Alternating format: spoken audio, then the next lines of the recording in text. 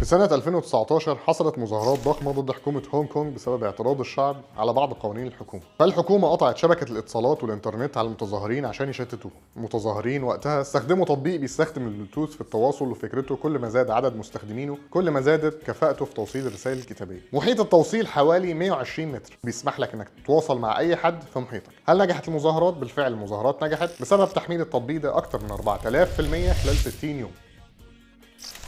واخواتنا في غزه دلوقتي اكتر ناس محتاجين للتطبيق ده، لانهم معرضين لقصف بيوتهم في اي وقت، وللاسف ناس كتيره بتكون معاهم تليفوناتهم تحت ركام والانقاض لكن بدون انترنت. التطبيق اسمه بريدج فاي. انصح اي حد يعرف ناس في غزه يوصل لهم التطبيق ده، وخصوصا الدفاع المدني اللي هيخليهم يقدروا يحددوا كام شخص موجود في محيطهم. اول ما بتنزل البرنامج محتاج انك تسجل فيه اول مره بس من خلال شبكه الانترنت، بعد كده تقدر تستخدمه تماما من غير انترنت. ركز معايا في الخطوات دي. اول حاجه سجل فيه بايميلك، بعد كده اتاكد انك فاتح البلوتوث واقفل الواي فاي والداتا من الموبايل. مجرد ما تكون في نطاق ال 100 متر للجهاز الثاني هتقدر تشوف اي حد مسجل في نفس البرنامج. اختار الشخص اللي عايز تبعت له الرساله وابعتها له. لو ظهرت نقطتين باللون الاحمر معناها الرساله وصلت، اما لو ظهرت علامه الساعه معناها الرساله ما وصلتش. اخواتنا في الدفاع المدني والهلال والصليب الاحمر، ارجوكم لازم كلكم تنزلوا البرنامج ده. يمكن اي حد من الاشخاص يكون قريب منكم ومحتاج مساعده ومنزل فعلا البرنامج، وتكونوا سبب في انقاذ حياه انسان. ورجائي من اي حد بيشوف الفيديو ده انشر المعلومه واسم البرنامج لكل الناس اللي تعرفها